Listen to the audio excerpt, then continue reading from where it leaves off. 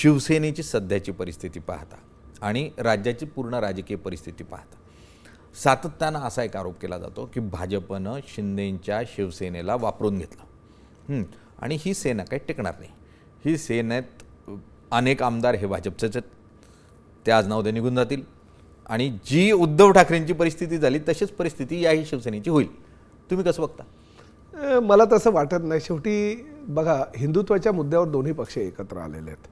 सत्तेसाठी म्हणून एकत्र आलेले नाही. हिंदुत्वाच्या मुद्द्यावर जर आदरणीय शिवसेना प्रमुखांनी भारतीय जनता पक्षाबरोबर त्यावेळेस जर युती केली असेल तर ती युती शिंदे साहेबांनी आता टिकवलेली आहे. मध्यंतरीच्या काळामध्ये उद्धव साहेबांनी ती काँग्रेस आणि राष्ट्रवादी बरोबर जी आघाडी केली होती ती सर्वसामान्य मतदारांना पटली नव्हती आणि त्यामुळे ती भूमिका आम्ही स्पष्टपणे करत भारतीय जनता पक्षाबरोबर गेलो. एक गोष्ट तुम्हाला मी ह्या ठिकाणी सांगतो की शेवटी राष्ट्रीय पक्ष आणि राज्यस्तरीय पक्ष ह्यामध्ये थोडंसं लोकांच्या मनामध्ये संशय हा असतोच. कारण देशस्तरीय पक्ष चालवत असताना पक्षाच्या प्रमुखांना देशातल्या प्रत्येक राज्यांचा विचार करावा लागतो आणि प्रादेशिक पक्षाला आपल्या राज्याचा विचार करावा लागतो. आम्ही असं म्हणत नाही आम्ही प्रादेशिक आहोत, कारण आम्ही सगळीकडे प्रत्येक राज्यामध्ये आमचे राज्यप्रमुख आहे, काही ठिकाणी आमचे नगरसेवक आहे, काही ठिकाणी आमदारही आहेत. परंतु शेवटी महाराष्ट्र हा आमचा बेस आहे.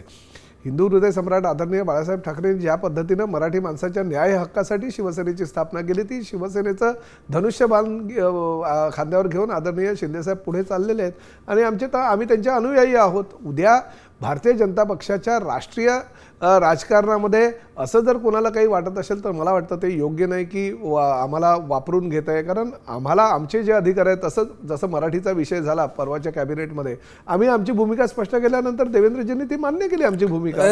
याच्यात आणखी एक मुद्दा येतो जो तुमचे विरोधक सातत्यानं आरोप करतात. त्यांना ईडी बरोबर लढायचं नव्हतं, त्यांच्यावर ईडीची कारवाई सुरू होती, हात दगडाखाली होते म्हणून त्यांना पर्याय नव्हता, म्हणून ते भाजपबरोबर गेले. नाही, अगदी तुमच्या बाबतीत पण तुमच्यावर पण आरोप केला जातो की तुमच्यात इन्क्वायरी सुरू होती म्हणून तुम्ही सिलेंडर झालात म्हणून शिंदेंना. काय सत्य आहे? खूप दबाव होता? बघा, जर तसे आमच्यावर जे आरोपपत्र होते आणि ते आरोपपत्र एखाद्या पक्षामध्ये माणूस गेला किंवा त्या पक्षाबरोबर सहकारी म्हणून झाला, नंतर ते आरोप काय मिटतात का? बिलकुल मिटत नाही. कोर्टातल्या केसेस काय विड्रॉल होतात का? बिलकुल होत नाही. आम्ही न्यायालयीन लढाई आजही लढतोय ना. म्हणजे भारतीय जनता पक्षाबरोबर शिवसेनेने युती केली किंवा प्रताप सरनाईक शिवसेनेचा सदस्य म्हणून भारतीय जनता पक्षाबरोबर असताना आमची जी लढाई हायकोर्टात आहे, आमची लढाई जी सुप्रीम कोर्टात, ती आजही चालू आहे. मध्यंतरी इकडे तिकडे काहीतरी बातम्या तुमच्या चॅनलच्या माध्यमातून किंवा वृत्तपत्रांच्या माध्यमातून येत असतात की मग प्रताप सरनाईकांना ईडीचा दणका, प्रताप सरनाईकांनी जे काही न्यायालयामध्ये प्रतिज्ञापत्र सादर केलं होतं ते ईडीने फेटाळलं वगैरे, अशा पद्धतीच्या बातम्या येतात. आमची न्यायालयीन लढाई आहे ते चालू आहे. शेवटी न्यायालयामध्ये जे अधिकार न्यायालयाला आहेत त्या अधिकाराचा वापर करून न्यायालय निर्णय देईल तो आम्हाला बंधनकारक असतो. देश विदेशातील प्रत्येक घडामोडींचे लाईव्ह अपडेट मिळवण्यासाठी आता साम टीव्हीच्या सर्व सोशल मीडिया प्लॅटफॉर्मला लाईक, फॉलो आणि सबस्क्राईब करा. तसंच सर्व नोटिफिकेशनसाठी बेल आयकॉन प्रेस करायला विसरू नका.